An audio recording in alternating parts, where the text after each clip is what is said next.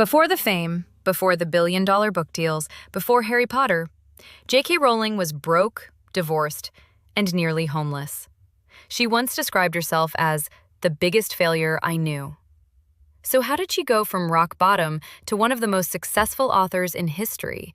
This story might change how you see failure forever. At 28, Rowling had no job, no money, and a baby to care for.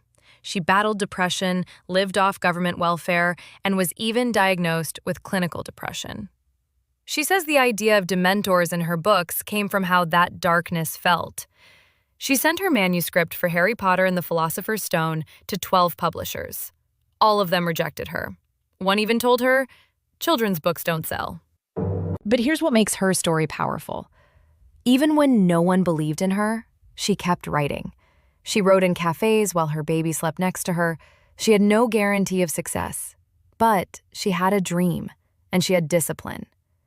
Finally, a tiny publishing house gave her a chance and printed just 500 copies of the first Harry Potter book. What happened next was nothing short of magic. The book exploded. It spread through word of mouth, schools, kids, parents. Within a few years, Rowling was a global name. She became the first author to earn over $1 billion, not from social media, not from fame, but from words she once wrote in pain.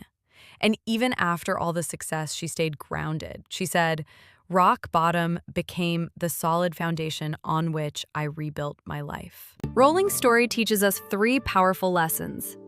Failure is not the end. Sometimes it's the beginning of something great. Belief matters, but self-belief matters more. Even when the world said no, she said yes to herself. Keep building, even in silence.